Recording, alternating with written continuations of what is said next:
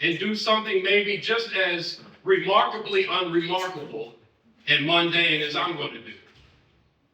You're going to go home.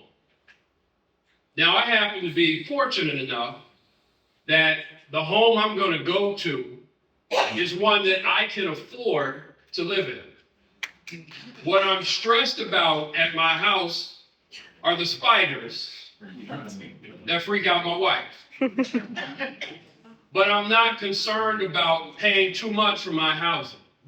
I thank God for that. Unfortunately, far too many residents around the country and far too many residents in Montgomery County pay more than not only a third of what they make for housing, which we call in the industry being housing cost burden, but many of them, more than 20%, pay more than half of every dollar they make for their housing. Right? Now, I happen to be fortunate enough also that I happen to live in a home that's a home ownership opportunity. A house that was inherited when my parents passed away. I'm a homeowner. In this county, as wealthy as it is, there are many folks who can't afford the high cost of getting access to home ownership if that's what they want to do. So why do I share this personal stuff to set the tone for tonight? We are here, candidates. We are here, all of you all. This is serious business. There are people I know, and we like to get a good laugh about it. We call this time of year the silly season. I'm sure some of y'all have called it that. When folks are running for office, oh man, here it comes, the silly season again. Well, let's be honest. Ain't nothing silly and ain't nothing funny about folk who can't afford where they live. Ain't nothing funny about folks who, some of whom don't have a place to go to call home. So I'm trying to set a tone for us in the audience and for those of you all who are candidates. This ain't no laughing matter. And this ain't a place, as my mother used to say, to clown and act up. This is serious business that the Alliance is sponsoring here tonight. This is serious business. That there are real people with real names, our neighbors, our family members, or maybe just strangers, who need leaders who are willing to lead, not for their own ambitions and aggrandizement, but people who are willing to lead in order to serve. So, with that being said, let me set a couple ground rules. I'm going to invite Nika Samini and Aaron Lee from AHC to come on up and ask our question. Thank you all very much.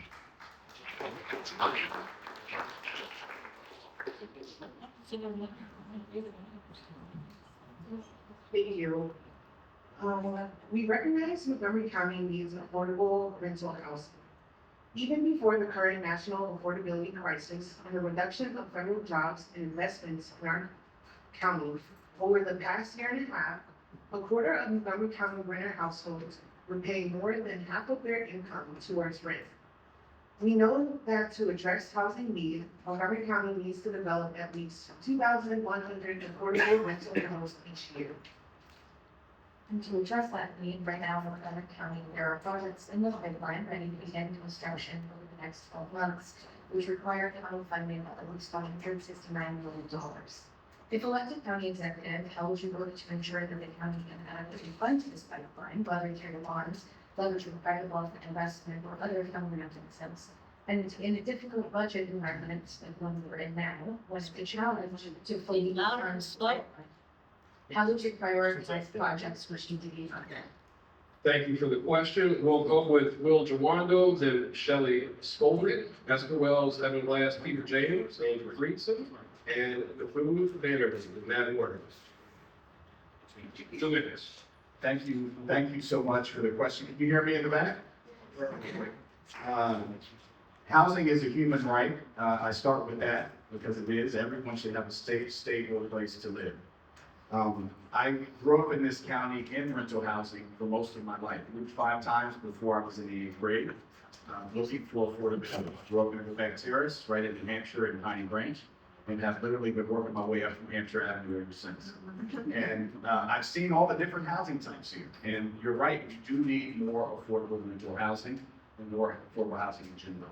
We were able to meet, and I'm on the housing committee along with Councilman Friedson and Councilman Vanny Gonzalez, to meet the commitment of last year of $100 million, and the committee prioritized that. But as you said, it's not enough. There's more to be done. There's more that needs to be done. First, a couple of things I do as candidate. One, increase our bonding capacity. I authored an amendment. We have a AAA bond, which means we're one of the few counties, even better than the state, that borrows money and issues government bonds at the best rates. But the problem with that is we have not kept up with inflation. In one capacity, we're doing $300 million in bonds, but that would be the same amount we've done about 15 years ago. So tell me anything you can buy today, it's for the same price that you bought 15 years ago. And so it's an illustrative general point that we need, our bonding hasn't kept up. We need to use it more aggressively. Two, I would focus on prioritizing low-income, moderate-income housing. I just was at the project on Rockwood Pike in White Flint, where we did a 268 unit groundbreaking, put $30 million into the project. It's going to be all affordable between 40 and 90% AMI, which is a really good for the project. So Thank you very much. Appreciate it. Shelley Spalding. Fitting in. This is like a safety net issue. Within the bonus guide, I recommend to everyone to revise. I indicated for safety net, I would work with the nonprofits. We're very efficient, we're very aware of what's needed. I would work with nonprofits regarding housing. Regarding the priorities, the $169 million, I would do an analysis on the cost per unit. What is the cost per unit of the new housing that we're talking about? And then what is the cost per resident of that unit? So like two buildings, three buildings, 4 buildings, so we're taking that type of analysis, cost per unit and cost per resident, I'm trying to develop a priority to maximize the number of residents that we bring into the new housing. There's a federal program, Section 8, it's been around for years, and we're probably going to get back. But this November, the odds are there will be a significant change in Congress this November election, especially all the posters. It's my hope that after November, where one of us, I guess, gets elected, Congress will change dramatically, and federal funding will be available to states, and states will then make it available to us. So hopefully Maryland will receive increased federal funding, and the military will receive increased funding state and local. Thank you, Mr. Willis. So thank you so much for having me again. I'm presenting well. Check out my website at voteforsd.com. So thank you again for being here. Great question. And just to set the tone, right? So currently there are incumbents that are on the county council that are running for county executive, and it's too expensive to live here. Our housing crisis was, again, it occurred under their watch. And so I think it's critically important that as we listen to your responses, that we know that we can't just put volunteer in the solution. So as the next county executive, the first thing we need to do is ensure that we look at our budget. So I am committed to doing a zero-based budgeting, to do forensic audit on our $8 billion budget, to first find the waste and mismanagement of our funds, to free them up, to direct them to programs that you're asking for. But also, when I look at the HIP project, a lot of it is geared towards renters, right? We know the American dream and the wealth building tool is home ownership. And so I think it is a disservice to a lot of community members when we focus so much of our funds and our projects to being a renter, for being a borrower, for being someone that is dependent on who's in office for determining whether you will be housed or unhoused in the upcoming 4 years. And so what I would do is I would prioritize paths to home ownership, which requires financial literacy, financial training, ensuring that you understand how to manage money, you understand what you can afford, right? And so first I will update the budget to find additional funds. Then I will prioritize funding towards allowing you to be homeowners and to have that financial freedom. And then I would also ensure that the educational system is meeting the needs of your family, that these housing are located near public transportation, so that you're not required to have a vehicle. We look at the HOA and ensuring this holistically, that your budget is in line with the needs that you have and what you can afford. But again, it is unfair for you every 4 years to be wondering, am I going to continue to be housed based on who is the county executive? Thank you. Evan Lenz. Please start on. Thank you. Apologies for being late. I had this at 7 o'clock instead of 6, but it's a good thing for transit-oriented development. I live right up the road, so I was able to get here quickly. And I see Pastor Willett Green. Thank you for allowing us in your church this evening to talk about the important issue of housing and how we're going to provide more housing for more people, because it is too expensive for our kids and grandkids and for our seniors who want to downsize. And so this is something that has been near and dear to my heart. Long before I ever got elected to the council, I was on the board of Montgomery Housing Partnership, serving as vice president, vice chair, and making sure that we have more housing that is affordable for residents at our lower income level, and making sure that we have more housing for residents at all income levels since I've been on the council. The reality is that we have to pay for things that we want in Montgomery County. Just like we subsidize Marriott to be in Montgomery County, we have to continue subsidizing and paying for housing, particularly for those at the lower end of our income bracket here in Montgomery County. This has been a very tough budget, as you've probably been following. We didn't even have enough money to meet all of MCPS's needs, but moving forward, we have to make sure that we do provide enough housing, whether it is in the CIP or in the operating budget for housing, changing some of our regulations to unlock some of that potential by working with partners. And I will add that last year I passed a bill that was technical in nature, that changes when we actually ask and demand that impact taxes be paid, which reduced the cost to build housing here in Montgomery County. We need to look across the board of not only our budgets, but also our rules and regulations to make sure that we make it easier, we make it more affordable, and ultimately we have more housing in Montgomery County. Peter James. Well, I'm gonna have to go off the rails a little bit. If you keep, insanity, the definition of insanity is doing the same thing over and over again and expecting different results. These guys have spent 8 years trying to get affordable housing, and they haven't. But I break down the numbers. For 50 years, I've been generating hundreds of billions of dollars for big companies. So who knows what the number one cost of home ownership is? Anybody? Land. What? Someone said land. No, close but no cigar. Interest, that's 6.5% interest. 56% of the cost of a home ownership is interest. So I would issue square foot notes. I did a trial run in the town center in Rockville and funded a hydroponic system for a special needs school. Took two weekends and funded the project, and got 18 merchants that accepted currency. So we need people that can think outside the box to solve problems. The second thing is land. Second most expensive part of housing.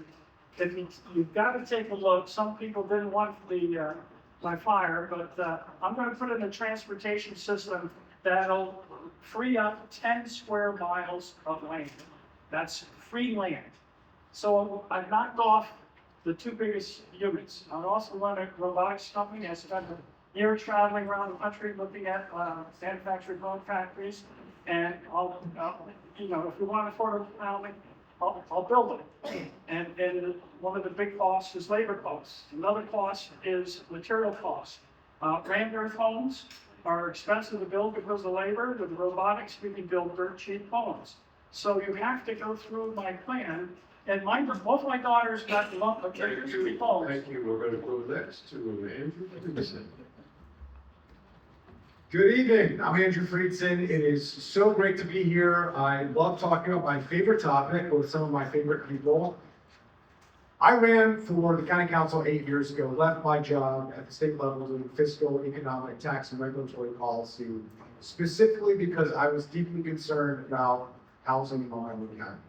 I ran on a platform of ease the squeeze on our residents and on our families because housing affordability was a crisis then, and it's only gotten worse today. This has been the cause of my 8 years on the council. That's why I fought hard to join the then Planning, Housing, and Economic Development Committee, and now chair of Planning, Housing, and Parks Committee. I'm proud of the fact that the first budget, I led the effort to add money to the Housing Initiative Fund to reset the baseline, working with MHA to add debt, not GO bonds, the $300 million we heard earlier, but actually taxable debt, which is how we actually fund affordable housing. And this last budget led the effort to do the same thing, working together with colleagues to add the amount of funding that we had to make sure that we're at least meeting what we did last year, so we weren't taking a step back. But we have to move forward on this. We can continue to do that. There has been no more consistent and reliable partner with MHA on these issues. We can work with, and I've been in talks with the Revenue Authority to think about how we can increase our bonding capacity in a way that is outside of county government, working together with you. We need creative solutions to be able to address these challenges. It is expensive to build housing. And that's why I also have led the effort from Accelerate Logo Initiative to make it easier, cheaper, and faster to build affordable housing.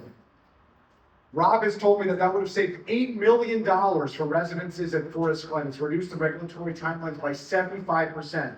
An affordable housing project here in Silver Spring took 1,500 days. Under our new proposal, it only took 64 days to do something about Bethesda. We can solve these problems together. Thank you. The Film of Energy. Good evening all. Thank you, host. Thank you for inviting me, giving me an opportunity. My name is Nitin Banerjee. I was born in India and I came to this country quarter to a century with 2 suitcases and a couple of books to study my master's in electrical engineering. So housing, what I learned, were housing and food, those are the basic needs without having an observe on it. Let's see how our government is doing. Last 7 to 8 years, our property tax gone up 20 to 39%, housing. So if we are not having affordable house, how are we going to have affordable living? I was a former tenant and now a small landlord. If the tax going high, how are we going to have affordable rental? How are we going to have affordable housing planning? It doesn't add up. I'm an engineer, I'm telling you.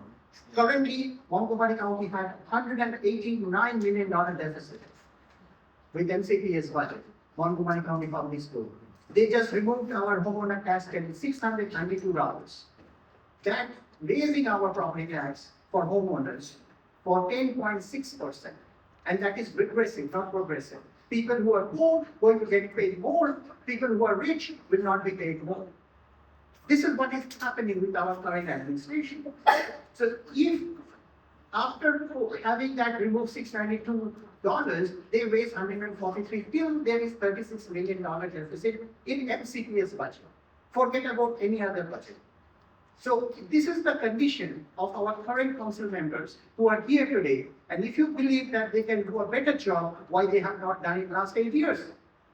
So they need to fix this 169 million now, or even before December. They still have time. So what I propose is, I want to propose tax the rich. People making more than $1 million, businesses making profit more than $1 million. If that's not enough, come down to $500,000. Raise the taxes on rich, not for the people like you, struggling like you. Thank you. All right, next round of questions. We're going to hear, if we can pass the mic down, our order will be starting with Shelley Stolnick, and then we'll work our way back down. So we're going to bring up now Jeff D. from Habitat for Humanity Metro Maryland, and Mary Hunter, Housing Initiative Partnership. Thank you all for being here with us. Evening.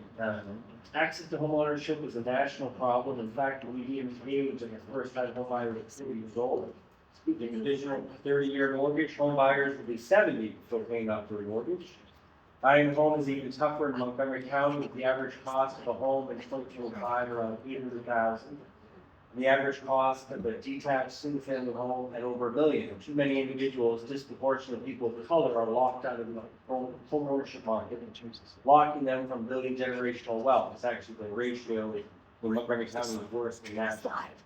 For those that already own their homes, preserving those homes is also a challenge. Costs rising faster than wages, and for those with lost income or fixed income. affordable health and safety repairs, accessibility modifications, climate resiliency measures, and increasing property taxes and homeowners insurance makes remaining safely, affordably, and stably housed a challenge.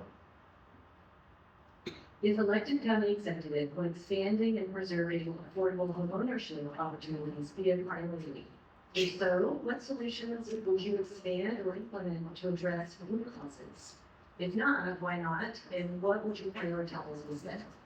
Candidates will have 2 minutes to respond. We'll start with Shelley Skolnick, pass the mic down, and then Mr. Blum. That's a lot, Mr. Minutes. Okay. I oppose at other forum reducing the property tax rate.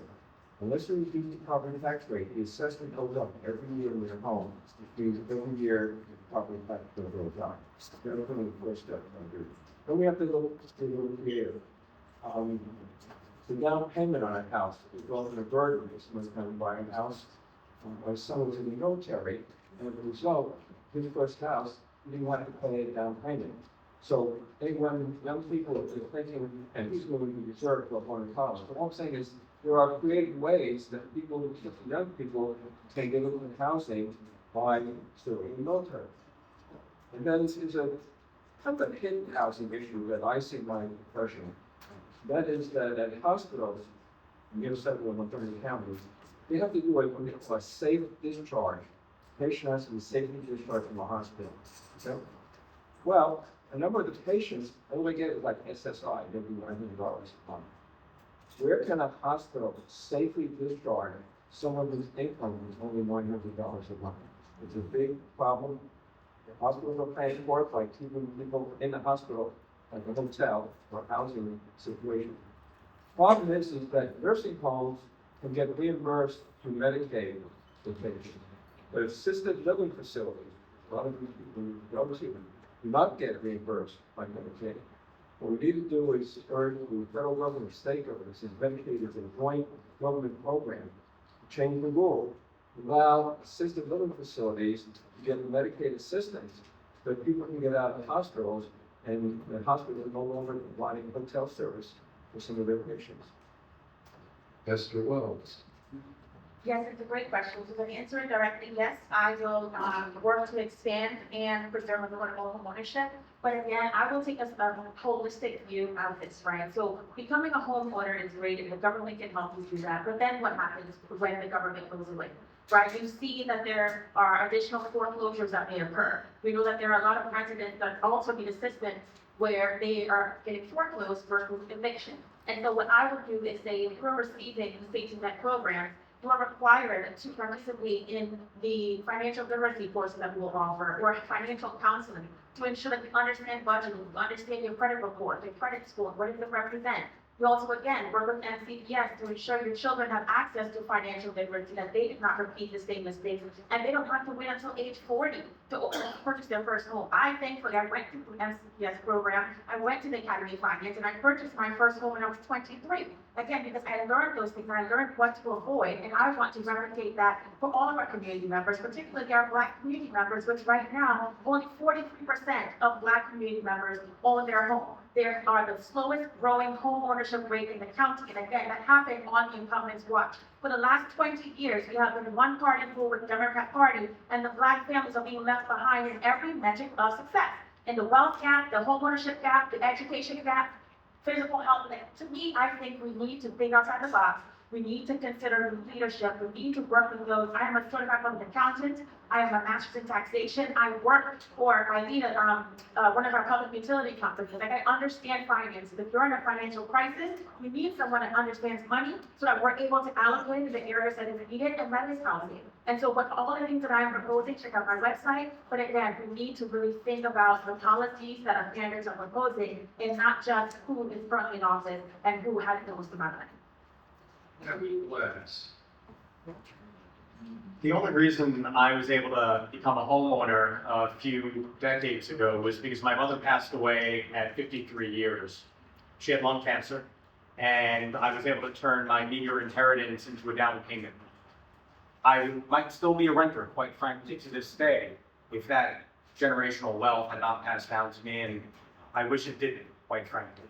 But I know that there are a lot of people who don't have opportunities to purchase. And that's why we need to continue preserving, protecting, and producing more housing at the affordable level and also at the middle class level as well, because we know our middle class kids and grandkids are not moving back to home. There's another aspect of this that was addressed in the question, and it was about increasing costs and increasing rates and increasing assessments. I have long advocated since I got to the council that the way that we do assessments here in Montgomery County needs to be changed. The way we do assessments is actually with SDAT, the State Department of Assessment and Taxation. And so it is they who come and look and analyze and then give you an assessment every 3 years. But they don't necessarily know this community. They don't really know that you have a McMansion next to your 1960s Rambler, and the two are not the same, yet everyone's assessment goes up comparatively. I think it needs to be brought back from the state back to Montgomery County, because we know our neighborhoods, we know the differences block by block. And what that will do is add an extra level of control to the assessments so they don't keep going sky high by somebody sticking. Peter. Well, our problem is we're stuck in a paradigm that's been spoon-fed to us all our lives. But if you go back through history, all the ages of prosperity were based on interest-free money. So my two daughters got interest-free loans that were backloaded, not front-loaded. The problem with if you're a renter, you're spending over 30 years 4 times the amount of money for the same home than if you owned it. So all we need to do is change the formula. Instead of front-loading it with a down payment, we could do a gradual increase in the payments. And by putting everybody into a home who wants to be in a home, some people will like the flexibility of renting, but most of the people, I believe, will want home ownership because that's how you build generational wealth, how Evan and Pastor just said. And that would be within a few years, it's going to cost the county less and less, and people will be more and more prosperous. It's a simple formula. It's just a matter of numbers. And so being able to, like I said, basically switch, I would take that $169 million instead of subsidizing rental units to keep the K economy going and getting worse. Is instead of keeping people poor as renters, I would make them wealthy by home ownership. And the numbers are so much better. It's 1/4 the cost over, within 10 years, we'll see it, to make them owners. So it's just that we have a bunch of rich people that are the oligarchs that are running society that have decided we want to keep poor people poor. So they'll work for us or whatever. So you have to really just look at my website, peterformoto.com, and really understand it's a simple formula. It's not very hard. Thank you. Andrew Friesen. If you want to know what we'll do as county executive, look at what we've done on these issues. I will continue to be deeply committed to providing more opportunities for home ownership. And that's exactly what I've done on the council. We can build on these efforts. I worked together with Habitat for Humanity, connected them outside of the legislative process with Skypoint. Today, Skypoint is one of their major funders for their scattered sites that allows them to provide affordable homeownership opportunities throughout Montgomery County. We currently have a bill before the council that I'm working on to provide a tax abatement to Habitat. So when they build a new home that is going to be interest-free to those at an affordable level that never in the market rate setting would be able to access that homeownership opportunity, we're not charging them taxes at the point at which they purchase the land in order to build the home. When we were receiving federal funding during COVID, I advocated, ultimately the council passed, for us to significantly expand the HARP program, which is utilized by 2 nonprofits, including Habitat for Humanity, to help people stay in their homes, to make retrofits and other updates to their homes so they can make them more accessible, so they can age in place. There's an income threshold to be able to qualify, but this is a key way that people can actually stay in their homes. It's part of the More Housing Now initiative that I co-led with Natalie Gonzalez. We included in that an effort to expand first-time homebuyer support. Because we need to help people to buy homes because it's inaccessible to most people. Our goal is to double it. We haven't gotten there. We already doubled it once through a previous effort that I was part of. The goal was to double it again because we're not coming close to meeting the need. We have to continue to build on these efforts and to do it together. The only way we're going to solve it is if county government works together with our nonprofit community in this room in order to tackle it. It's exactly what I've done as a council member. Thank you for this question. Yes, that will be my priority, housing, because as I said, I came with 2 suitcases. My first priority was to get a roof on top of my head and food. So let's talk about this question first. You guys are asking about affordability question to us today, 2026, May 18th. That means what has happened last 8 years? Did you get affordability? Because we have county council members in the office for 8 years. Why they haven't done their job? So this is the problem. If they have not performed well, they're still running for office and saying that we're gonna do it. Why they haven't given us affordable housing? I myself has facing affordable housing because housing is expensive.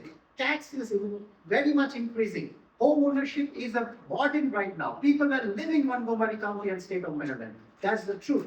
Comptroller of Maryland is saying that, not my statement. So what I will do, we need to have public housing. We have $150 million. Any apartments are on sale, let's purchase them first. Fix them, rent them out. Give them to the firefighters, first responders, police, teachers, para-teachers, service employees, and also the tenants who are getting evicted, so they don't be on the street. It will be rent-free. People have to pay the maintenance, and they have to pay the utility costs. That's it. That's one thing. And also, 97% of multifamily unit permit went down under their watch. Is that his leadership? Go vote for them, and we will be all homeless too. We need to increase the tax base, not the tax rate. So we need to have more businesses in Montgomery County so we can afford our expenditure, which has gone up 44% last 7 to 8 years. And we have to cut red tape for businesses, make it more business friendly. I'm a small business owner. Montgomery County is not a place to do a business nicely and affordably. Thank you. Thank you. If we can pass the mic down this way. That's your good.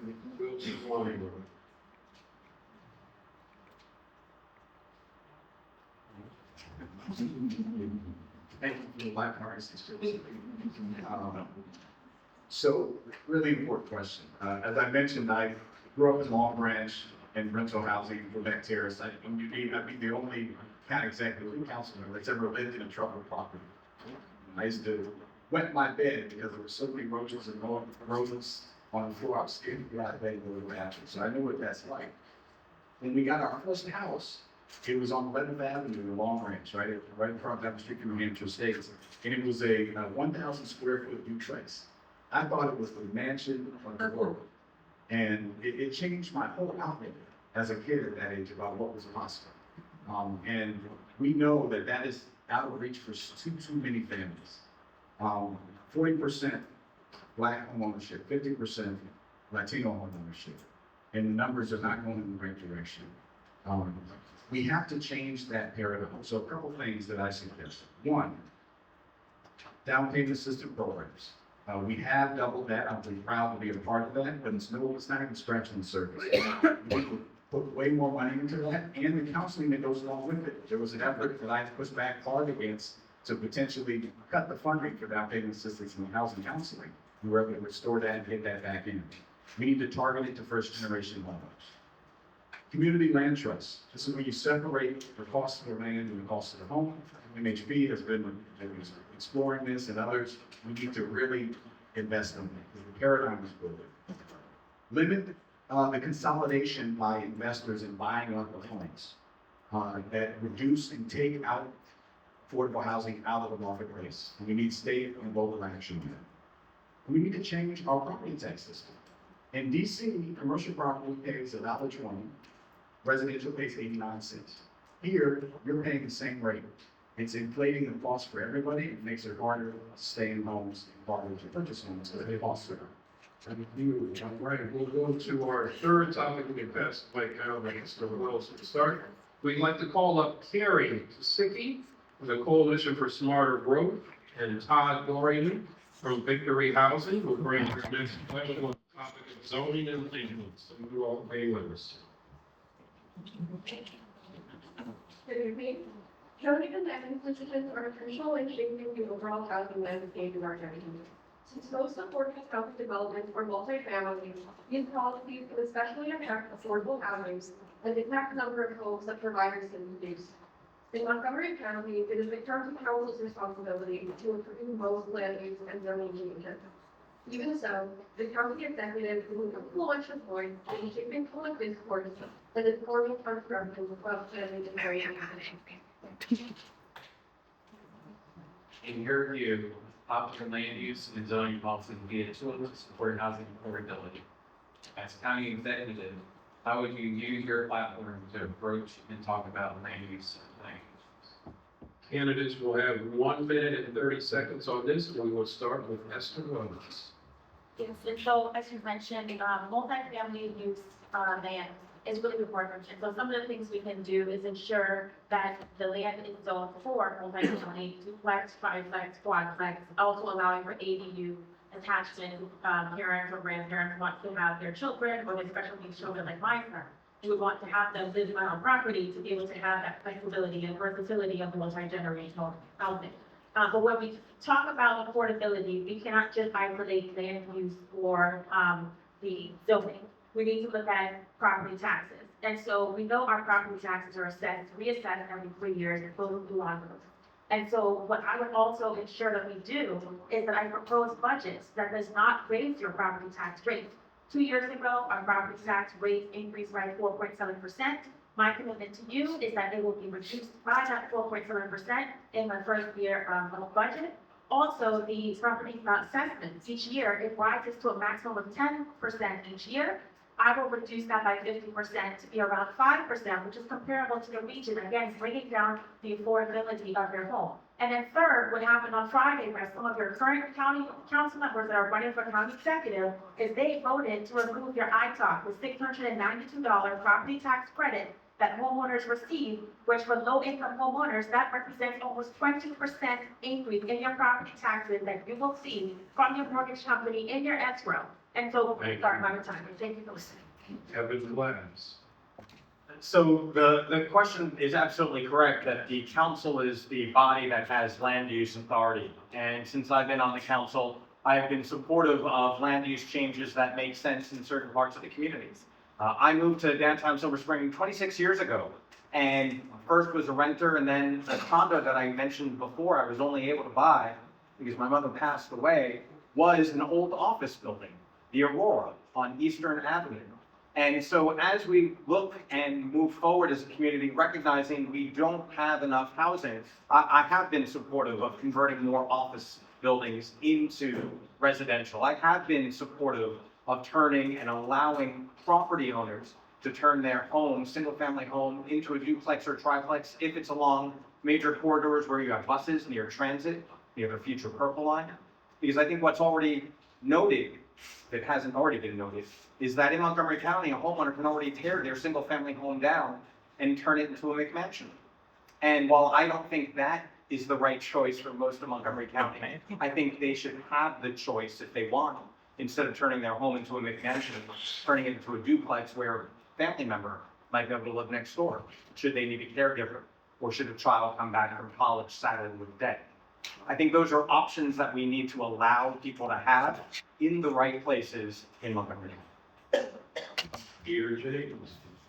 Yes, I would really let the council run with it and only use my veto power or persuasion if, some of the views like this transit-oriented development is really profiting the developers as opposed to providing real affordable housing.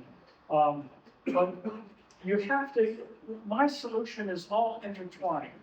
This transportation system in Pike and Rose, 59% of the land area is used for roads and parking.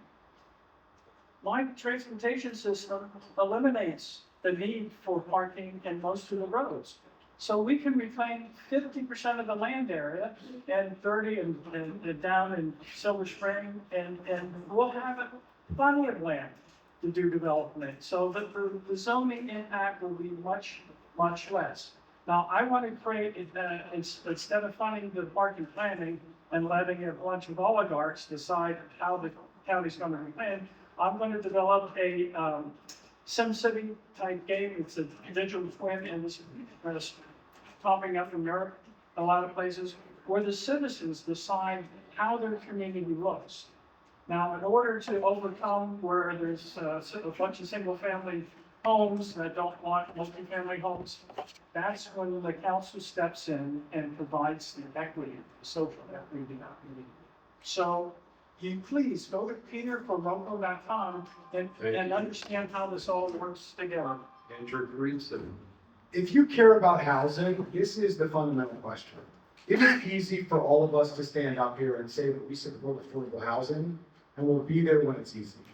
The question is, who is going to be there when it's tough? Who is going to be there when it's hard? Who is going to fight to make changes that are unpopular? For decades, the reason why we have made no progress in housing is that the political strength and benefit were with people who said yes to the status quo and no to any changes, which means zoning, which means land use changes. And ultimately, there's a question in this race for whether or not someone who has actually stepped into the meat grinder, who's been willing to make changes, who has been part of the effort to lead initiatives to make zoning changes along major corridors, and has paid a political consequence for it. There are lawn signs in the district where I represent that say Friedson forgot us, referring to the fact that I was willing to say that certain properties should have an option to be a duplex or to be a triplex with a workforce housing requirement and go through a process. We have a choice right now to decide if you care about this issue, don't allow those who are against things to win. Advocate for, vote for, and push for people who are for things, who want to make changes, who are willing to be reasonable and thoughtful, and aren't willing to accept the status quo because it isn't working in housing. Thank you. Yes, I will support and I will influence the county council to support the affordability so that there will be more zoning changes to create affordable housing. Simple as that. Now let's ask very simple following question. Like common sense is not very common. Let's see how our government is doing in the common sense basis. I just came to Georgia Avenue over here. You cannot drive 3 lanes. You can only do 2 lanes during until 6:30 when the big traffic. So they were only for buses. How many buses? I saw only 1 bus. So these are the people who are running for office. They don't have common sense because population is growing, roads are not growing. You are also reducing the lanes. I'm an engineer, I cannot understand that. I don't know. Nobody will talk about it. Common sense is not very common. Sorry. So that's why what I will do is that I'm going to see new tax. See, they're going to also tax us more on a transit area. That's what the proposal from Mark Elridge. So I'm going to change it. So I'm going to make sure the county residents decide if they want single family or duplex or triplex. Under my administration, there will be 7 districts. My team will come and meet with the community leaders, and community leaders decide, not the government. We vote for you, not the other way around. Right now, it is happening other way around. Thank you. Thank you. We'll pass this microphone down. Next will be Will Tawanda. Thank you. So yes, zoning has a role to play in the overall affordable housing mix. The details are really important, like a lot of things in life. In 2020, I introduced a package called More Housing for More People. One was a rent stabilization near transit, near metro stops, and the other was to allow for missing middle housing, duplex, triplex, small apartments near within a mile of 8 metro stations in Montgomery County. That actually kicked off this debate in Montgomery County and came back in a different form, much more expansive several years later. You want to do it near transit. You want to allow it to be in the same context as single-family homes that are in the area, so it's the same. But what you also want to do is you want to make sure that there's anti-displacement measures included. One of the reasons I did not support what eventually passed the council was because I proposed an amendment saying if you allow people to aggregate and build other types of housing types on corridors, which is 25% cheaper housing than any other housing, if people only live on the main street because of the noise and smoking and crime and all that. It's affordable housing for a lot of people. If you knock down that Rambler, that 1950s Rambler, and you build 2 townhomes that cost more than the one that was there before, one of those should be affordable. You shouldn't have both costing $800,000-$900,000 because that removes housing from the stock that's affordable.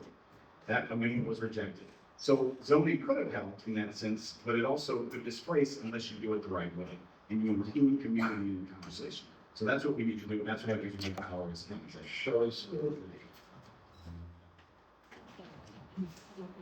We've invested billions of dollars in Metro. Billions of dollars in the purple line. We need to take those investments by having high density, high structures, by the metro stations and the purple line stations. Multi-use, retail, office, residential. So that people can live there and work there and shop there. Now, related to the cost of housing is the cost of transportation. Owning a car or needing a car is quite expensive.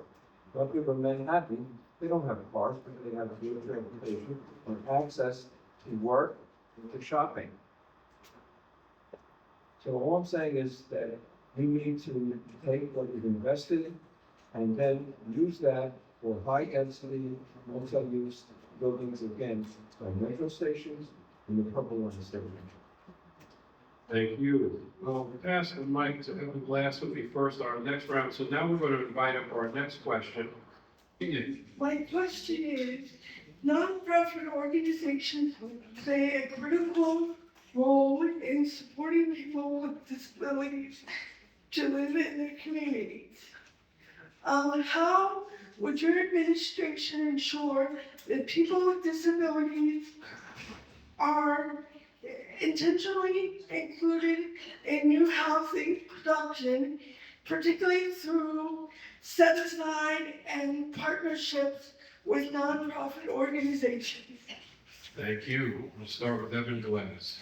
Thank you for that question, Tracy. And you gave the answer in your question. The way I would work with organizations that build housing for residents with disabilities is intentionally.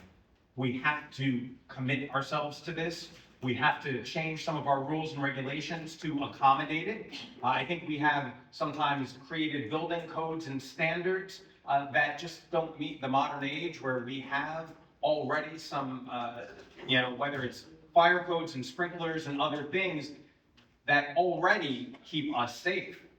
There are things that we can do, like single staircases for certain buildings instead of double staircases and the like, but particularly for buildings with residents who have disabilities, it is not only changing some of our standards to make it easier, it is intentionally partnering, not only to allow those buildings, changing our MPDU laws to accommodate that, but also partnering with the organizations in a different respect. So many of those organizations do continuum of care and also provide wraparound services for residents. We also have to make sure that those services are available in addition to those units. And then whether it's permanent supportive housing or other types, I think pairing our housing with our health and human services is what's needed as we have more residents having this need, and also seniors as well, who are going to start needing some more support. Thank you. Peter James. Yes. Well, I'm sure all the candidates here are going to say they're going to support you and your needs. But the problem is we're facing hard economic times. I personally believe we're going to go through the worst economic collapse we've ever seen.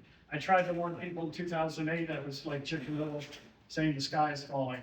But Mark Cuban on the Shark Tank, if you watch him, he says sales solves everything. So all this technology I'm going to develop to run a better county, I'm going to sell to all the other governments, and we won't have to pay taxes, and we will have the funding to make sure every unit, if someone is disabled and wants to move into an existing unit, then the money is provided by the county to make the changes required to make it feasible for you to live there. And also, I'd like to modify the building code so that when new houses go up, there's constructed under a standard that is easily adaptable to wheelchair ramps and whatever else is needed.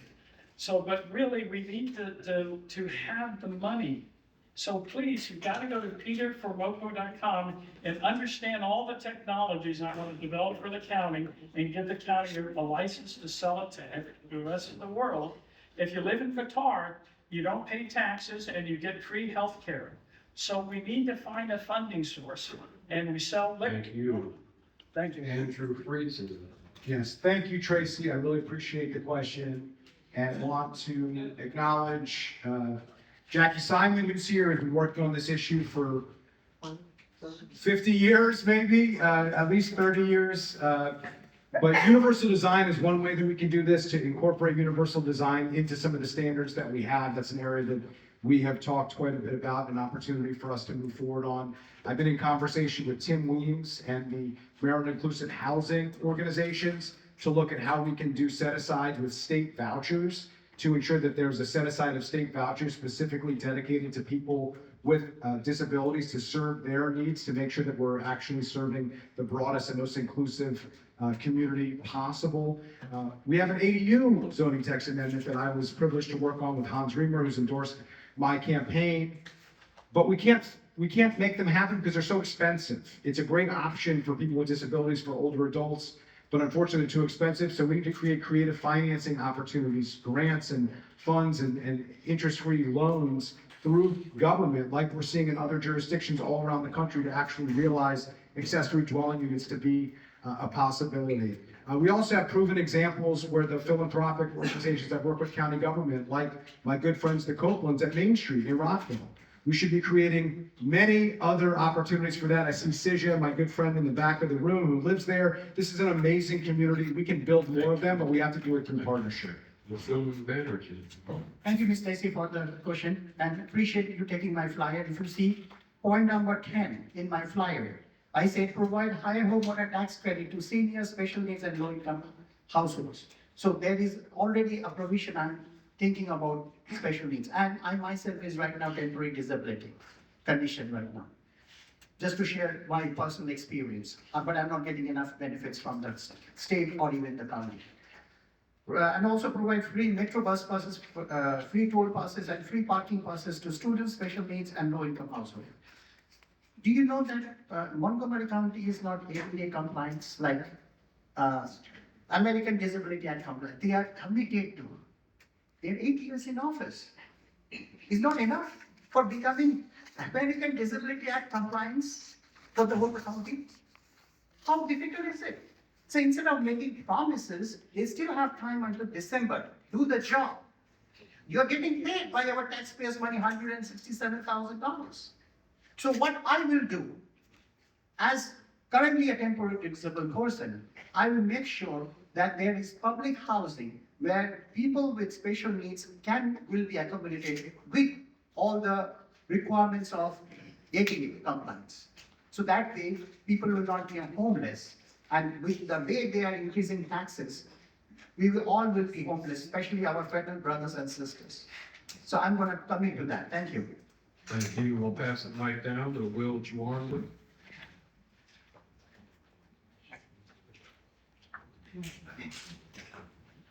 Thank you. This is a really important issue because often people with disabilities are afterthought when it comes to building housing. We do need universal design standards in Montgomery County. It's a basic right for people who have disabilities. We also need to pair services with housing. A unit without services and support is not really helpful. I saw Abe Schumann in here. I want to give Housing Unlimited a shout out. They help with folks who have mental illness as a disability and are really supportive there. We're also dealing with a horrible federal climate right now with the permanent supportive housing being cut by the Trump administration. We were just talking to our housing team that 560 people could be in risk of losing their homes. We need to backfill that funding to not go backwards in this area. Project C, we just did a good ribbon cutting earlier today. It's a perfect example of where you get employment, but also where you need to also pair the employment opportunity for people with disabilities with a housing option. And I think we need to fund more programs like that. So a lot of this is going to cost money, but we need to do it. The last thing I mentioned is the MPDU program itself. Currently doesn't require set aside for people with disabilities. It's just affordability. I think we need to incorporate those standards in a form of the MPDU law. Shelley Skolnick. I live in a 17-story apartment building, 3 blocks from the metro station. It has 3 elevators. So people who have disabilities, say wheelchairs, wheelchairs, can get to any of those floors with the elevators. But if you have a 2-story or 3-story building, very few of them have elevators. You need high-rise buildings for elevators, and then you have the access for people with disabilities. So as I said before, I believe that we ought to have high-density buildings by our metro stations and our Purple Line stations. Esther Wells. Yes, thanks for the question. And so we weren't able to do introductions, but I am a mom of a special needs son who has autism and ADHD, and that is definitely a question as he ages that I consider. And so I will take that lived experience with me as your next county executive. Currently, one of the complaints I've heard, so all of my parents, they drive a ride-on bus. They've done that for almost 30 years. And some of the complaints that we're hearing is the implemented bike lanes. Those are causing a lot of issues for our physically disabled community members, where the bike lane is getting in the way of wheelchairs accessing the bus.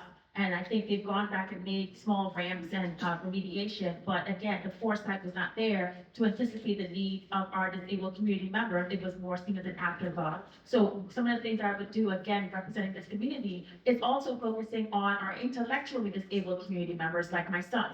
And so a lot of things that you heard tonight is heavily relying on the government, again, to be in place, for these leaders to be in place for you to be housed. What I am saying is we need to find sustainable solutions for our disabled community members, and that starts with the young children in MCPS, ensuring that their rights are not being violated, ensuring that they're adequately prepared for life after MCPS. And so that would allow them to make above minimum wage. That would allow them to be in jobs that are quality, that are high paying, so that they can sustain themselves and have a higher chance of living in communities that are safe and welcoming and meeting their needs. And so again, I'm a candidate that would look for sustainable change to teach you how to fish, not give you a fish. Thank you. Thank you. We'll pass the mic to Peter James. Our next question will be on the topic. So while the recent 2026 point in time count indicated a decrease in homelessness, we definitely should not overlook the ongoing crisis of housing instability and homelessness as experienced by thousands in our community. Councilmember Friedson, you said at a work session, you're not ready to do a victory lap.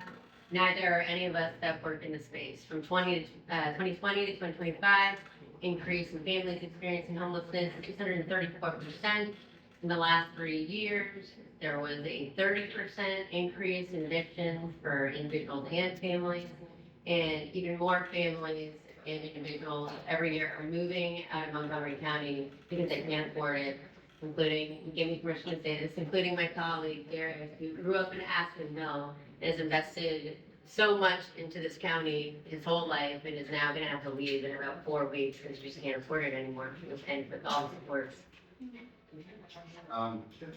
Given these pressing challenges, given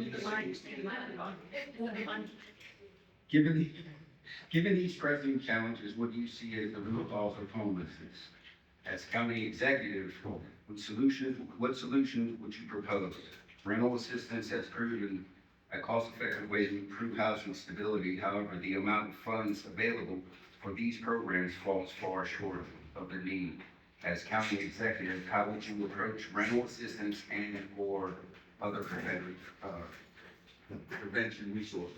2.5 minutes each. Peter James. This,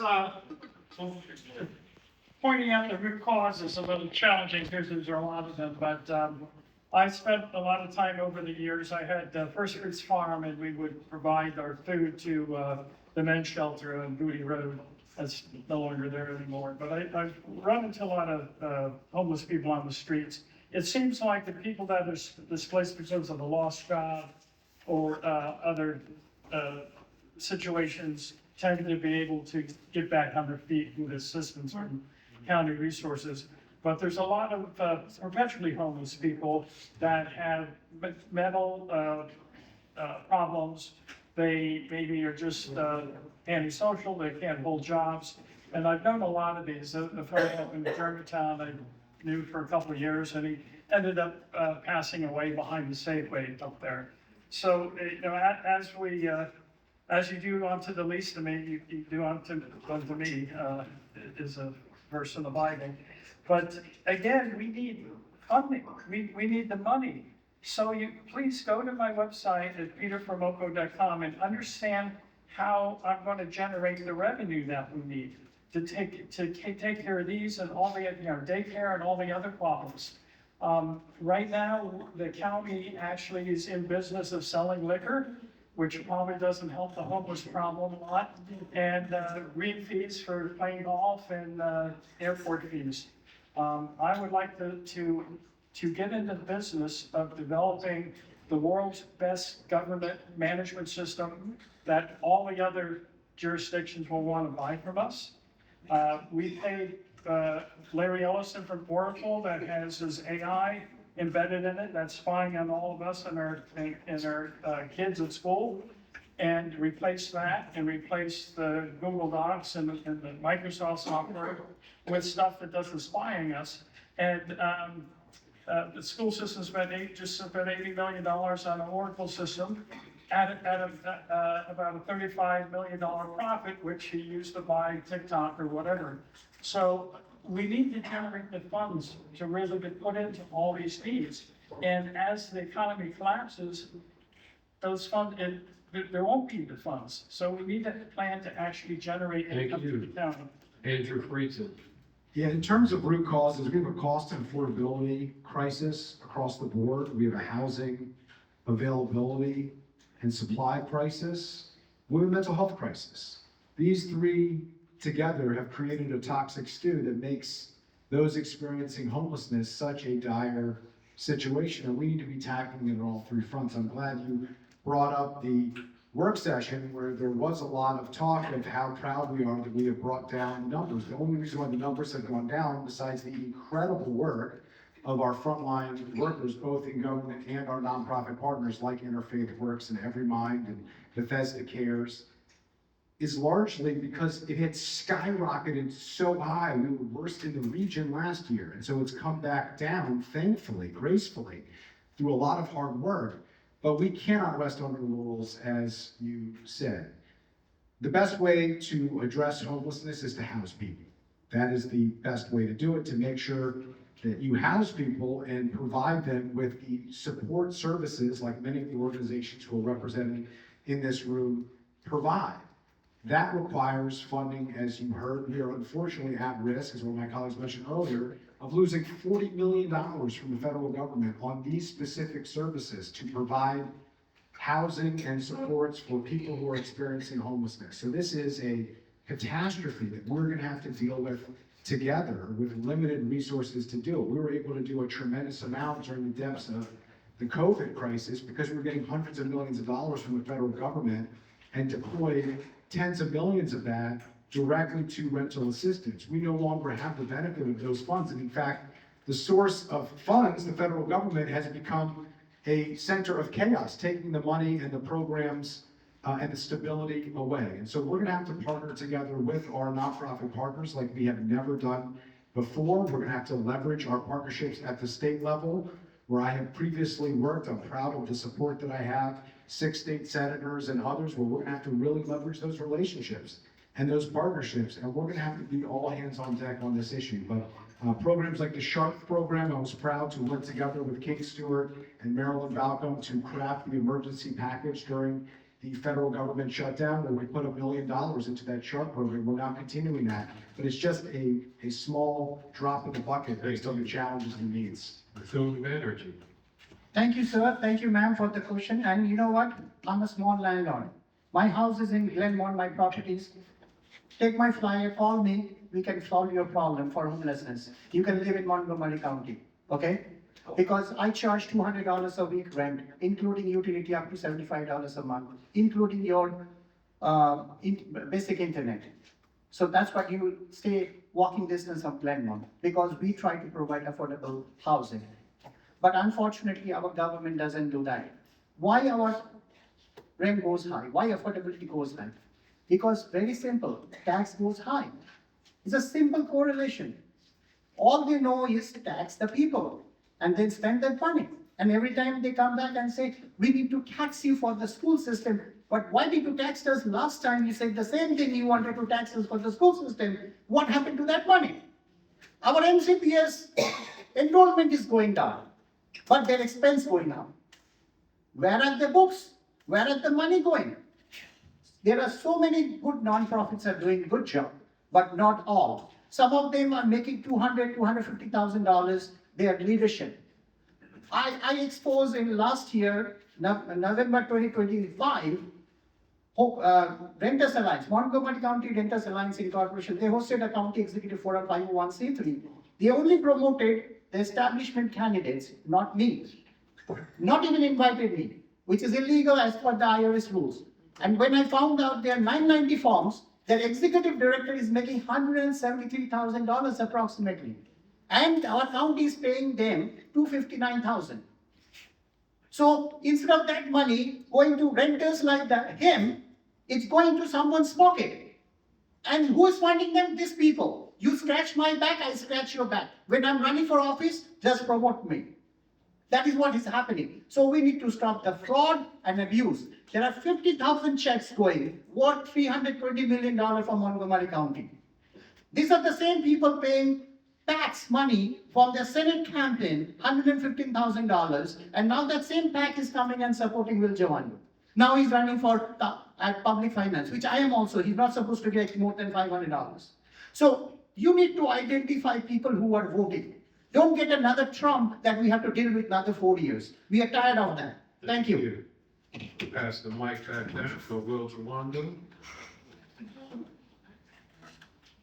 Thank you very much, and I appreciate the question and all the work that you all are doing. Thank you so much. And it's the right question. What are the root causes? They're structural. I think if I had to give it in one word, I would say greed. If you might have seen an ad attacking me with an AI-generated thing saying I'm doing all these bad things. That was paid for by $1.2 million in developer and real estate interest money, who are the #1 contributors to local elections and have funded the primarily funders of some of my colleagues' campaigns. They're going to spend more money than I'm going to raise in my whole campaign to attack me with lies. They are a symptom of a larger problem, that this housing system is broken and relies on people to make exorbitant profits in a speculative market. And that's why people are experiencing homelessness. Because housing should be a human right. And it is a human right. But the way we treat it, it's not. So we have to come and backfill it with all the things we've been talking about tonight. Subsidies, rental assistance, all important things. But I want to start, because you asked about root causes. We have to challenge a system that is fundamentally broken and is not set up for you to succeed. And the reason they're attacking me is because I want to challenge that system. And that's something you need to think about when you're voting and this month and next month. I passed rent stabilization, another reason they're attacking me. We've given back over $70,000 in rent payments from people who were overcharged by their rent because we capped rents. So now it can't go up 3% plus inflation. It's protecting 70,000 plus renters, and their costs have gone down. That's an important protection. You want people to not become homeless? Don't price them out of their home, like the brother who just asked the question. Keep them where they are. That's the #1 prevention strategy to prevent homelessness.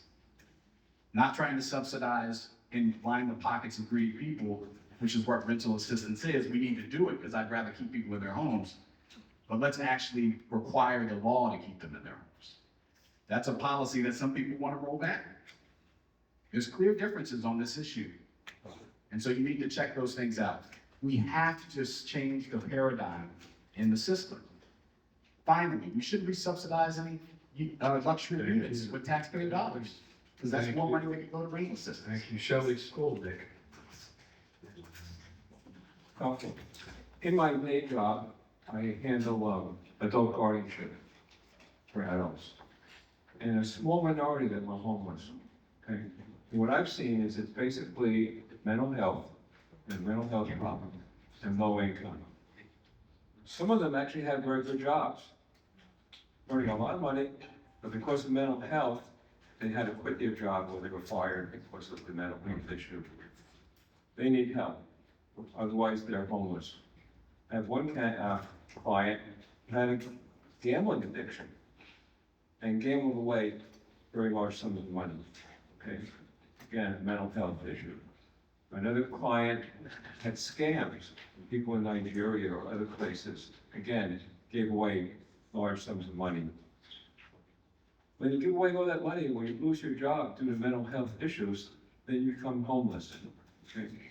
So, while there are other reasons for people being homeless, there's a small section of my clients, and I'm sure in the community, who because of mental health are homeless. There are some who can be hopefully healed as far as mental health and trained for good jobs. There are plenty of good jobs. Look at the minimum wage now, the living wage that's available, it's much higher than a lot of us were when we were much younger. So all I'm saying is let's address the mental health and the job training for these people so they don't have to be homeless. Esther Wells. Yes, this is a great question. I've written a lot of notes, so I'll try to be concise. So in terms of homelessness, I think it's important for us to take a holistic view. When you are a homeowner and you are looking at your budget, it's not just your mortgage that you are looking at. You have your homeowner's insurance, you have your utilities bills, you have your cable bill, your internet bill, your water bill, your gas bill, your electric bill, your phone bill. There's a bunch of bills that you're looking at. And unfortunately, the incumbents that are running for county executives, some of them have voted year after year after year to increase your taxes on all of those bills. I recommend all of you take a look at your bills. Almost 25% of it is just bills coming, just taxes going to the government. Some of our council members that are running for county executive is the chair, for example, of WSSC, which each year they're given an increase in our water fees of 8 to 12% year after year after year. And WSSC has failed to improve the infrastructure in Montgomery County by replacing the pipelines timely. And so when there are leaks, we have to pay extra money back to WSSC for them to fix the issue. We're having more than your water communications as well. So that's one area. It's just to consider that currently the unaffordability is based on the council members, some of the council members that are running for county executive. Secondly, what I would highlight is we do have a mental health crisis, and so there are a lot of funds within our DHHS programs where we are helping community members. And so what I would do is take a look at these nonprofits that are receiving these grants to ensure the funds are making it to the intended purpose. The funds are actually making it to the community members that need it the most. So where it is working, we will scale it, and where it's not working, we will end those programs and reallocate it to those that are working. There needs to be a timeliness of funds getting to residents, and so a lot of the funds are prioritized to those that have received an eviction notice or those that have received a foreclosure notice. That's too late. And so what we need to do is have more programs in place and funding for those that are earlier in the process to, again, prevent that homelessness from occurring so that we're not just chasing fires.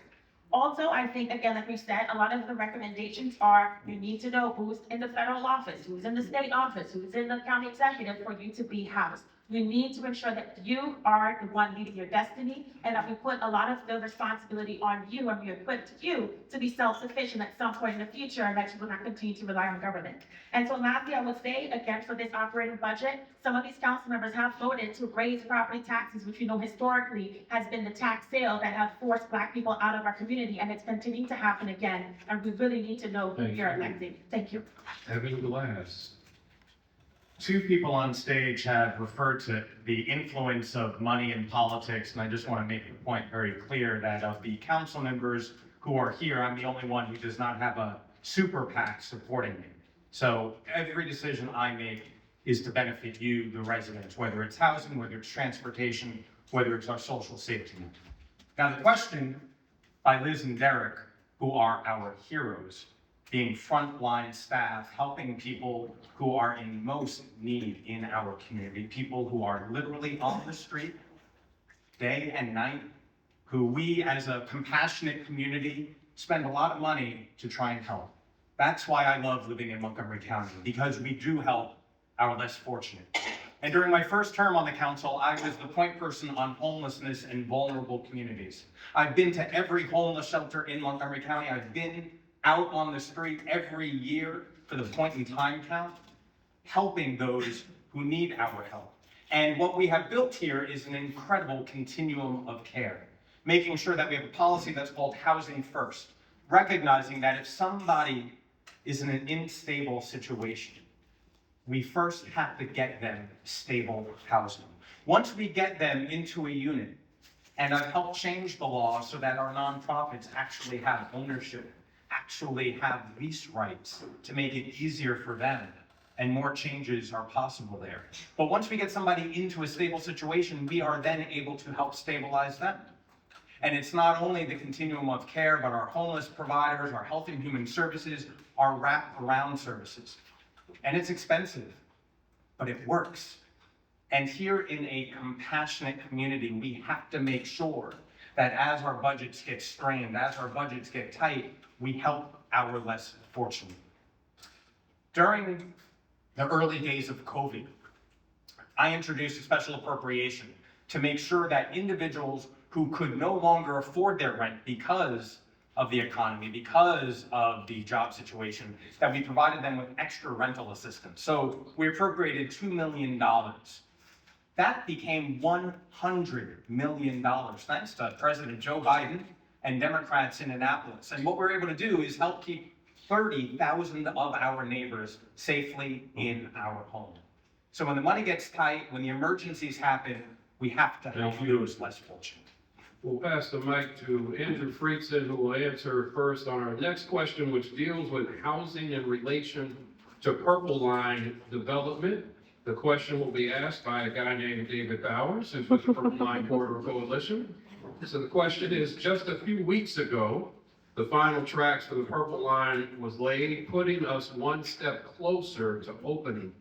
We know that the threat of displacement is real for both businesses and residents. If you were elected as county executive, what anti-displacement tools do you think Montgomery County needs, and will you put in place to ensure that existing residents benefit from this major infrastructure investment? Each candidate will have 1 minute and 30 seconds, and we will start with Andrew Friedson. Well, I'm looking at Pastor Warner, I'm thinking to myself, the Purple Line, this is like the effort to the promised land in Exodus, a journey that should have taken 2 weeks, that took 40 years of the Jews wandering in the desert. Thank God the Purple Line is almost finished, but this is a real serious issue in making sure that displacement is not a concern. And we need targeted approaches. The Purple Line Coalition has been a huge advocate for this. We need state and county efforts in order to do it. I'm proud of the work that I've done on preservation. The Nonprofit Preservation Fund, the $50 million fund that we put forward, is the most significant preservation effort that the county has ever undertaken. That happened because of a ton of work by a consortium and a coalition of nonprofit providers, including those in this room. AHC, MHP, and others. Abe was here earlier. Housing Unlimited. We had to figure this out. It took a long time to figure it out. We had $50 million to be able to do that. We're going to need more in order to address these issues along the Purple Line corridor. And I'm proud of the fact that we've already preserved in areas that were at risk, like in Bethesda, where we preserved all of the at-risk affordable housing on Bradley and on Battery Lane. But ultimately, we also need to make sure that we don't weaponize the threat of displacement to prevent housing investment from happening. We have to balance it. We have to make sure that we're addressing displacement, but we're doing it in a thoughtful and a balanced way. Food energy.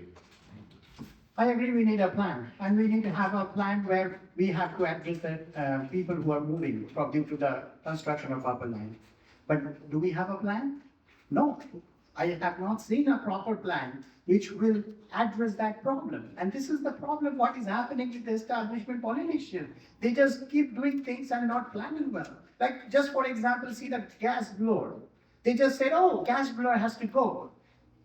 But they want to take pictures of the immigrants when ICE can come and pick them up. And that's what happens. And guess what happens?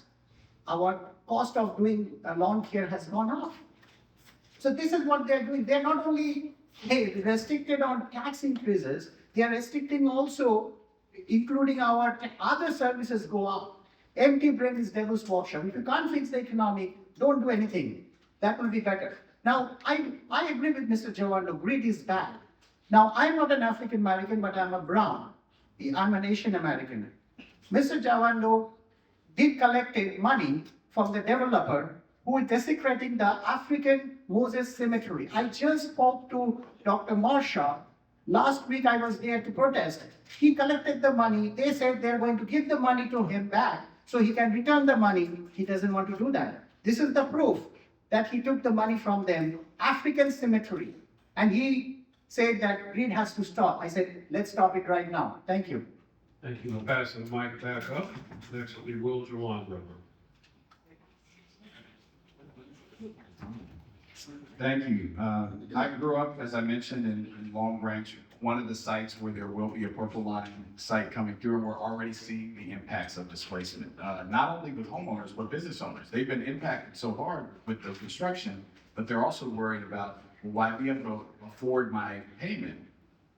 We've already lost some small businesses along the corridor. So it's also, we need to make sure we're supporting them as well. There have been some targeted grant programs, we're gonna need to do more as it gets ready to come online. For homeowners, the first line of defense is rent stabilization for people who are renters.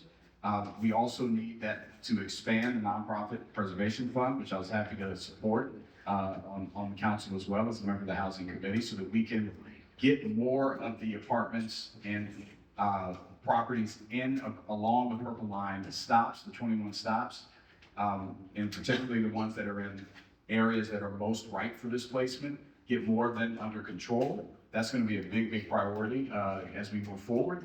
And then we also need to make sure that people have access to knowing what their rights are. You know, we passed a right of first refusal so that when properties show up on the market, that people can actually get them under nonprofit control, or tenants themselves can purchase the property. But people need to know what's available, know their rights, so that we can take advantage of those and strengthen those protections. Shelley School District. Well, those took some of my comments on the right of first refusal. But well, as I said before, we're investing billions of dollars in the Purple Line.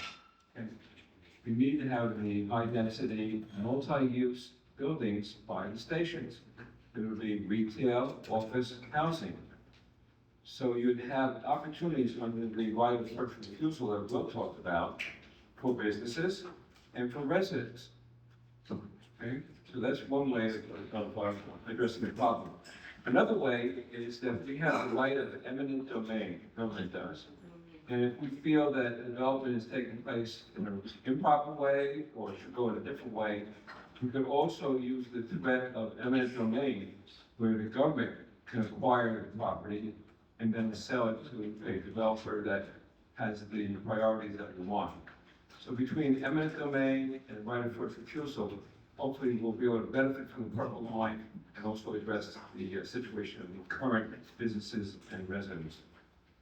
Esther Wells.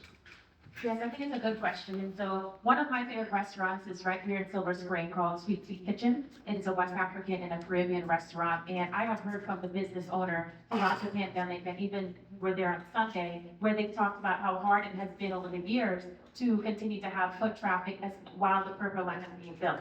And so what the county council has done is they have provided grants to a lot of small businesses along the Purple Line. They have identified which commercial businesses have been impacted. And so I think it's critically important that now that the Purple Line has been built, that the government doesn't just go away immediately. There needs to be additional resources provided to say during the pandemic, or during the Purple Line construction, we provided you X amount of grants to help compensate for the lost revenue. Well, after the Purple Line has been built, same thing. Until that business has gotten back to pre-Purple Line level of revenue, the government needs to continue to be in place to support that business so that they continue to be there, right? The Purple Line was over budget and it was delayed. And so I think it's important, again, if we create a grandfather clause to say, since the Purple Line was delayed by X amount of years, then it's going to take X amount of years before your rent or your lease or your payment goes up more than CPI or more than inflation. So I think it's important for the government and my administration to be fair to residents and businesses to ensure that what is good for the government needs to also work the other way and be good for community members. Thank you.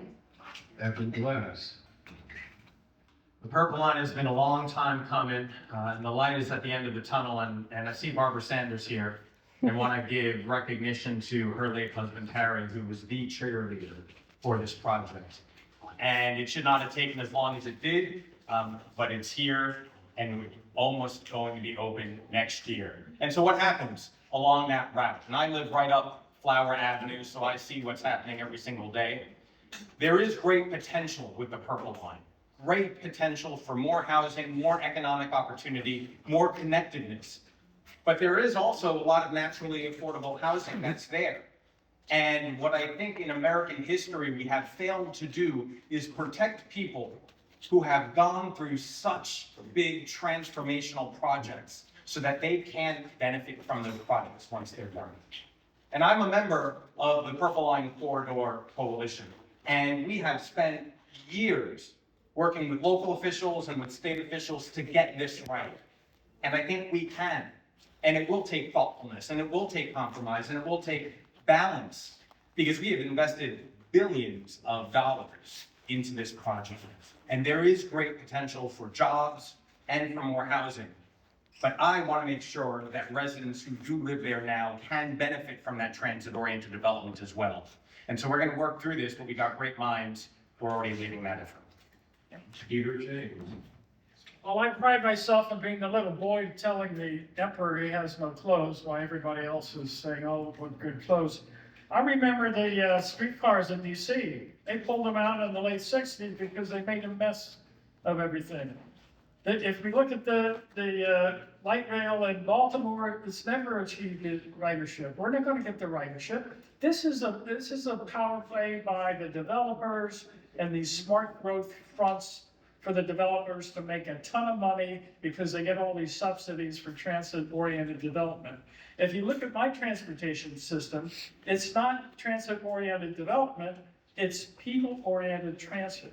So the first thing I'll do is put just a run since the path on Cabin Branch bike path, and let people ride it between Silver Spring and Bethesda. And once that happens, nobody's going to run a light rail. That takes them far longer. But the cost of operating the light rail far exceeds the cost of building an autonomous guideway along that roadway. And it has 1/10 the operating cost. So we're promoting this big thing, but there's a limit of 4 units.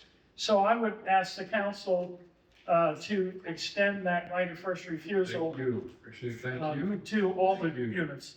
We can pass the mic to Bethune Banerjee. Our final question is going to be offered up this evening by Pastor Will Ed Green, who I am looking to see. Pastor Green and also Carolyn Taylor. Is Carolyn in the room?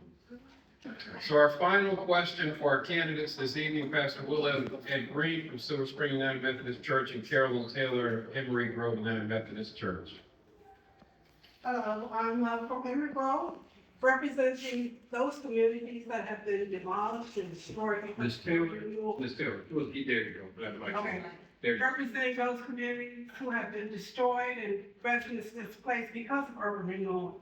So we are a corporation who is trying to build, who will be building houses to try to restore a sense of community for those people who are scattered and who have lost their sense of family, their sense of identity, their sense of generational wealth, their sense of culture. And so we remember the role that the county played in the urban renewal process years ago. And we're hoping that, we continue to get assistance from this present council today. Pick this up if that's okay. Silver Spring UMC has its roots 1 mile north of the current location you're sitting in on the corner of Seminary Place and Georgia Avenue. began in 1825 as one of the oldest Protestant churches and burial grounds in this portion of the county. Its legacy today is a microcosm of the malaise perpetuated by decades of racist zoning practices and policies that continue to make housing unattainable in our county. In 1873, that segregated integrated community self-segregated into separate white and black worshiping communities. The white community thrived due to its location in downtown Silver Spring and the way that all those zoning practices and policies centralized white economic wealth and power. That accumulated wealth allowed the church to sell its property that is now the Arrive Tower for $2.3 million in 1964 and to construct the space that you're seated in today. Its legacy was a legacy of erasure. The Black community, Mount Zion, suffered the economic impacts of county-led divestment from Black and brown communities, and it persisted nonetheless as a school, a clinic, and a community center until 1964, when, due to the loss of membership because of urban renewal, it was sold for $265,000, less than a mile away. You do the math. The cemetery was partially relocated and paved over by what is now Georgia Avenue and an Aldi parking lot today, in part because of this same history.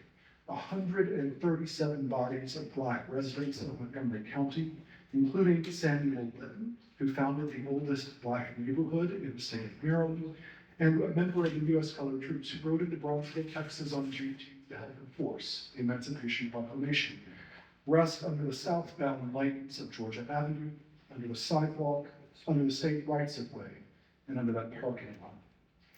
Theirs is a legacy of resilience in the face of overwhelming odds.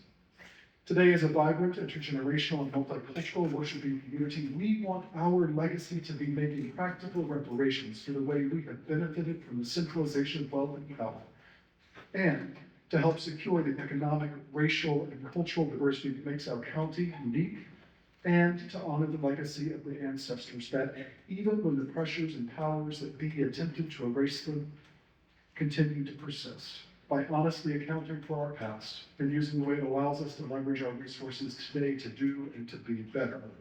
We intend to do this by submitting plans to the county next month that will demolish 48% of this building and construct 123 units of affordable rental housing, including 8 permanent supportive units, and 12 units of 12 units of 4-bedroom affordable for purchase housing to help address the racial wealth gap here in the county. But I would like to know tonight is what you want your legacy as county executive to be.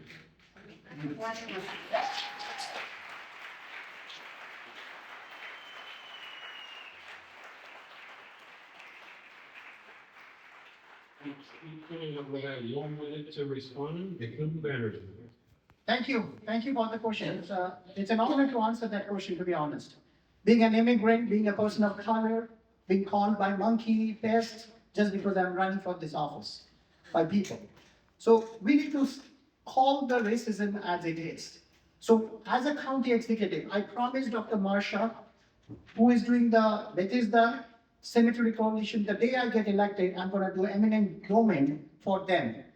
And I can promise to you, what help do you need, we will fix those things and also make sure we convert those cemeteries in the right place where people are resting, let them rest in peace. That's what, because Dr. Marsha said, you know what, when you go over there, you start crying. I said, no, let's take me there. So I went over there, I saw the cemetery, I started crying.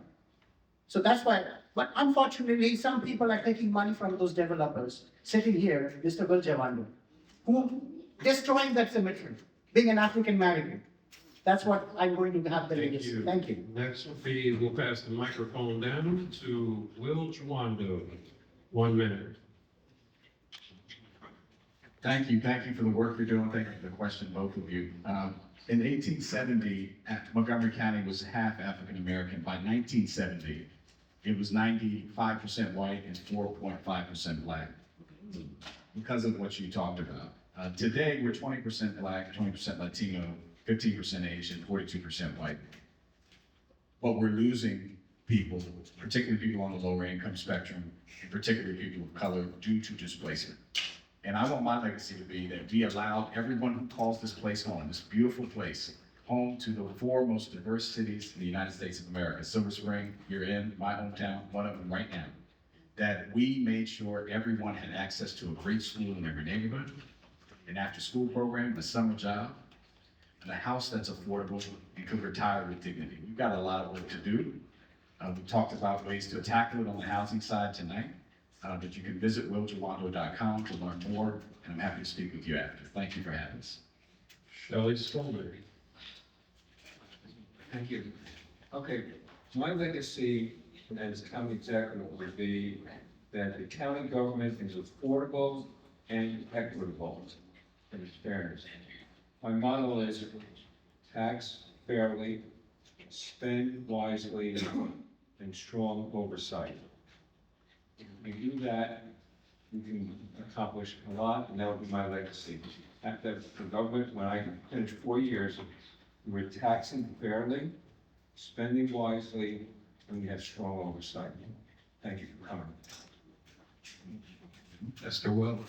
Thank you for the question. And so last week, I testified in front of these council members and others of the recent removal of the ITOC credit. And I claimed that it is a racist tool that was used historically for the people that lived in Poolsville, right? Our ancestors purchased that land, and because of tax sales, being unable to pay the property tax, it was bought penny on a dollar by white people. And right now in Poolsville, you rarely see black owners there. Same thing happened in Emory Grove, and it's happened all over the county. And so I have told these council members to restore the ITOC to 692, because again, our low-income earners, our black families, 43% that has achieved the American dream, home ownership, will be heavily impacted by it. I have been a champion for our most vulnerable population of community members, and so I want my legacy to be that our children are taught to read and write and do math by 3rd grade, that our children are given a fair chance at an education, because we know education is the greatest equalizer, that we equalize the income, right? And there's an income gap or earning gap of $72,000 compared to white families. So a lot of the work I do will be to ensure we don't leave black people behind. Thank you. Glass. I appreciate the question because it's forward-looking, but before we can look at the future, I think we need to address the present. There are too many of our residents and neighbors who are scared today because of what's happening down on Pennsylvania Avenue. And we have to make sure that everybody can safely remain in our community. Where we have a community where we do not allow privately owned detention centers from being built, having a community where we don't have rampant data centers from being built, and making sure that we call out hate every time we see it.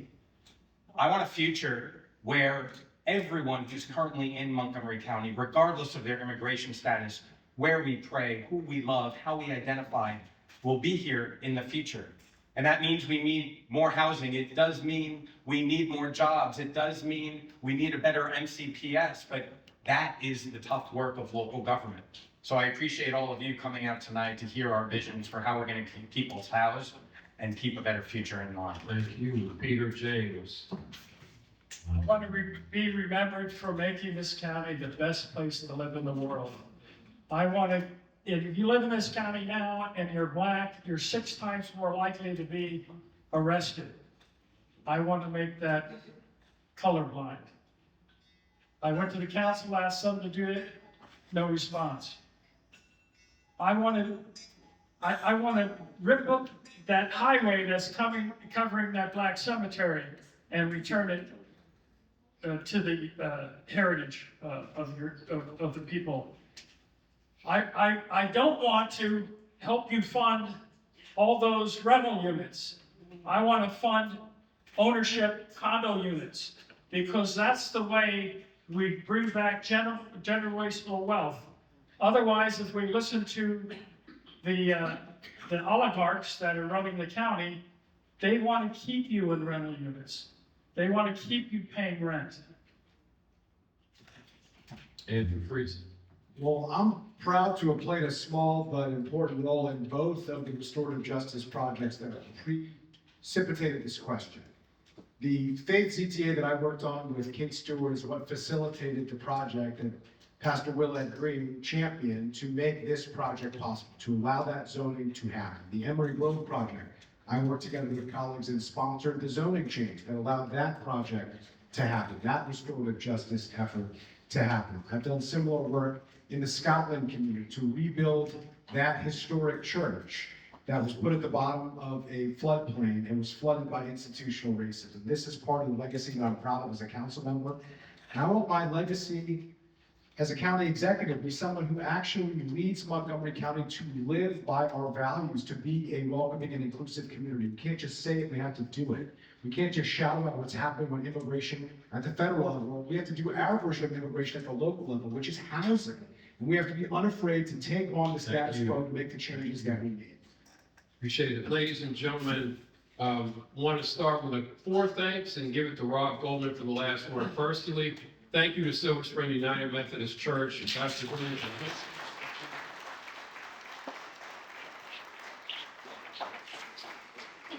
Secondly, we want to thank MHA, the Montgomery Housing Alliance, for taking the time to put this together. This is more than a notion, to bring this kind of gathering together. So thank you, Mary, and the entire MHA, all who were involved with that, for putting in the work.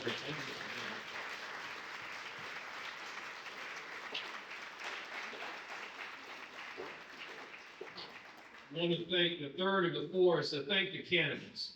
It is, first of all, thank you for being willing to put yourselves out there as a candidate to seek elected office. It is more than a notion, so let's give them a hand for pushing this.